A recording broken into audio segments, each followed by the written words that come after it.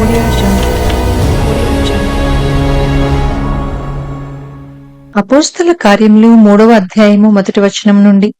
పగలు 3 గంటలకు ప్రార్థన కాలమున పేతురును యోహానును దేవాలయమునకు ఎక్కి వెళ్ళుచుండగా పుట్టినది మొదలుకొని కుంటివాడైన ఒక మనుషుడు మోసుకొని పోబడుచుండెను.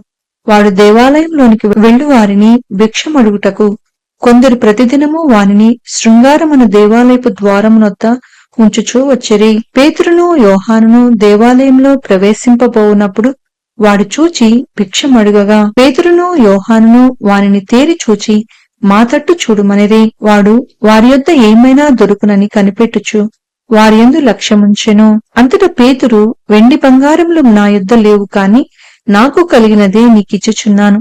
నజరేయుడైన యేసు క్రీస్తు నామమున నడువుమని చెప్పి వాని కుడి చెయ్యి పట్టుకుని లేవనెత్తెను. వెంటనే వాని పాదములను చీలమండలమును బలము పొందెను. వాడు దిగ్గున లేచి నిలిచి నడిచెను.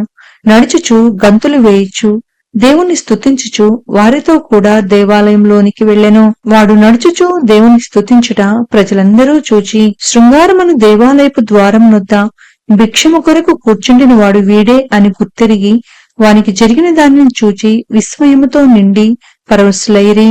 వాడు పేతురును యోహానును పట్టుకుని ఉండగా ప్రజలందరూ విస్మయముంది సొలొమోనును దను మంటపములో ఉన్న వారి యొద్దకు గుంపుగా పరిగెత్తి వచ్చిరి. పేతురు దీనిని చూచి ప్రజలతో ఇట్లనెను, ఇజ్రాయేలీలారా, మీరు వీని విషయమై ఎందుకు ఆశ్చర్యపడుచున్నారు? మా సొంత శక్తి చేతనైనను భక్తి చేతనైనను నడువను వీనికి బలమిచ్చినట్టుగా మీరెందుకు మా తట్టు తేరి చూచుచున్నారు? అబ్రహాము, ఇస్సాకు, యాకోబు అని వారి దేవుడు అనగా మన పితరుల దేవుడు తన సేవకుడైన యేసును మహిమపరిచియున్నాడు. మీరాయనను అప్పగించితిరి. పిలాతు ఆయనను విడుదల చేయుటకు నిశ్చయించినప్పుడు మీరు అతని ఎదుట ఆయనను నిరాకరించితిరి. మీరు పరిశుద్ధుడును నీతిమంతుడునైన వానిని నిరాకరించి నరహంతకుడైన మనిషిని మీకు అనుగ్రహింపమని అడిగితిరి. మీరు జీవాధిపతిని చంపితిరి కాని దేవుడు ఆయనను మృతులలో నుండి లేపెను. అందుకు మేము సాక్షులము. ఆయన నామమందలి విశ్వాసము మూలముగా ఆయన నామమే మీరు చూచి ఎరిగియున్న వీరిని బలపరిచెను. ఆయన వల్ల కలిగిన విశ్వాసమే మీ అందరి ఎదుట వీనికి ఈ పూర్ణ స్వస్థత కలుగ చేసెను. సహోదరులారా, మీరును మీ అధికారులను తెలియక చేసిరని నాకు తెలియను. అయితే దేవుడు తన క్రీస్తు శ్రమపడునని సమస్త ప్రవక్తల నోట ముందుగా ప్రచురపరిచిన విషయములను ఈలాగు నెరవేర్చెను. ప్రభు సముఖము నుండి విశ్రాంతి కాలములు వచ్చినట్లును మీ కొరకు నియమించిన క్రీస్తు యేసును ఆయన పంపునట్లును మీ పాపములు తుడిచివేయబడు నిమిత్తమును మారుమనసు నుండి తిరుగుడి. అన్నిటికీ కుదురుబాటు కాలంలో వచ్చునని దేవుడు ఆది నుండి తన పరిశుద్ధ ప్రవక్తల నోట పలికించెను. అంతవరకు యేసు పరలోక నివాసి అయ్యుండుట ఆవశ్యకము. మోషే ఇట్లనెను, ప్రభు అయిన దేవుడు నా వంటి ఒక ప్రవక్తను మీ సహోదరులలో నుండి మీ కొరకు పుట్టించెను.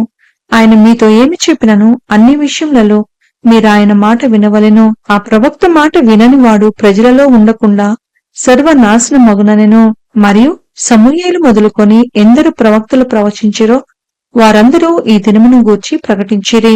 ఆ ప్రవక్తలకును దేవుడు అబ్రహాముతో నీ సంతానమందు భూలోక వంశములన్నీ ఆశీర్వదింపబడునని చెప్పి మీ పితరులతో చేసిన నిబంధనకును మీరు వారసులై ఉన్నారు. దేవుడు తన సేవకుని పుట్టించి మీలో ప్రతి వాని దుష్టత్వం నుండి మళ్లించుట వలన మిమ్మును ఆశీర్వదించుటకు ఆయనను మొదట మీ యొద్దకు పంపెనని చెప్పెను. అపోస్తుల కార్యములు 4వ అధ్యాయము 1వ వచనం నుండి. వారు ప్రజలతో మాట్లాడుచుండగా యాజకులను దేవాలయపు అధిపతియు సద్దూకయ్యులను వారు ప్రజలకు బోధించుటయు యేసును బట్టి మృతులలో నుండి పునరుద్ధానము కలుగునని ప్రకటించుటయు చూచి కలవరపడి వారి మీదికి వచ్చి వారిని బలాత్కారముగా పట్టుకొని సాయంకాలమైనందున మరునాటి వరకు వారిని కావలిలో ఉంచిరి. వాక్యము వినిన వారిలో అనేకులు నమ్మిరి. వారిలో పురుషుల సంఖ్య ఇంచుమించు 5,000 అయను. మరునాడు వారి అధికారులను పెద్దలను శాస్త్రులను యెరూషలేములో కూడుకొనిరి. ప్రధాన యాజకుడైన అన్నయు కయపయు యోహానును అలెగ్జాంద్రును ప్రధాన యాజకుని బంధువులందరూ వారితో కూడా ఉండిరి. వారు పేతురును యోహానును మధ్యను నిలువబెట్టి మీరు ఏ బలము చేత ఏ నామమును బట్టి దీనిని చేసితిరని అడుగగా పేతురు పరిశుద్ధాత్మతో నిండినవాడై ఇట్లనెను, ప్రజల అధికారులారా, పెద్దలారా, ఆ దుర్బలునికి చేయబడిన ఉపకారమును గూర్చి వాడు దేని వలన స్వస్థత పొందెనని నేడు మమ్మను విమర్శించుచున్నారు. కనుక మీరందరూ ఇశ్రాయేలు ప్రజలందరూ తెలుసుకొనవలసినదేమనగా, మీరు సిలువ వేసినట్టు మృతులలో నుండి దేవుడు లేపినట్టు నజరేయుడైన యేసుక్రీస్తు నామముననే వీడు స్వస్థత పొంది మీ ఎదుట నిలుచుచున్నాడు. ఇల్లు కట్టువారైన మీరు తృణీకరించిన రాయి ఆయనే. ఆ రాయి మూలకు తలరాయి ఆయను. మరి ఎవని వలననూ రక్షణ కలుగదు. ఈ నామముననే మనము రక్షణ పొందవలెను. కాని ఆకాశం క్రింద మనుషులలో ఇయ్యబడిన మరి ఏ నామమున రక్షణ పొందలేము అనెను. వారు పేతురు యోహాన్ల ధైర్యమును చూచినప్పుడు వారు విద్యలేని పామరులని గ్రహించి ఆశ్చర్యపడి వారు యేసుతో కూడా ఉండిన వారని గుర్తెరిగిరి. స్వస్థత పొందిన ఆ మనుషుడు వారితో కూడా నిలిచి ఉండుట చూచి ఏమీయూ ఎదురు చెప్పలేకపోయిరి. అప్పుడు సభ వెలుపలికి పొండని వారికి ఆజ్ఞాపించి తమలో తాము ఆలోచన చేసి, ఈ మనుషులను మనమేమి చేయుదము? వారి చేత ప్రసిద్ధమైన సూచక క్రియ చేయబడి ఉన్నదని యెరూషలేములో కాపురమున్న వారికందరికీ స్పష్టమే. అది జరగలేదని చెప్పజాలము. అయినను ఇది ప్రజలలో ఇంకా వ్యాపింపకుండుటకై ఇక మీదట ఈ నామమును బట్టి ఏ మనుషులతోనైనను మాటలాడకూడదని మనము వారిని బెదరపెట్టవలనని చెప్పుకొనిరి. అప్పుడు వారిని పిలిపించి, మీరు యేసు నామమును బట్టి ఎంత మాత్రమునూ మాటలాడకూడదు, బోధింపను కూడదని వారికి ఆజ్ఞాపించిరి. అందుకు పేతురును యోహానును వారిని చూచి, దేవుని మాట వినుట కంటే మీ మాట వినుట దేవుని దృష్టికి న్యాయమా? మీరే చెప్పుడి. మేము కన్నవాటిని విన్నవాటిని చెప్పక ఉండలేమని వారికి ఉత్తరమిచ్చిరి. ప్రజలందరూ జరిగిన దాన్ని గూర్చి దేవుని మహిమపరచుచుండిరి కనుక సభవారు ప్రజలకు భయపడి వీరిని శిక్షించు విధమేమియూ కనుగొనలేక వీరిని గట్టిగా బెదిరించి విడుదల చేసిరి. స్వస్థపరచుట అను ఆ సూచక క్రియ ఎవని విషయంలో చేయబడినో వాడు 40 ఏండ్ల కంటే ఎక్కువ వయస్సు గలవాడు.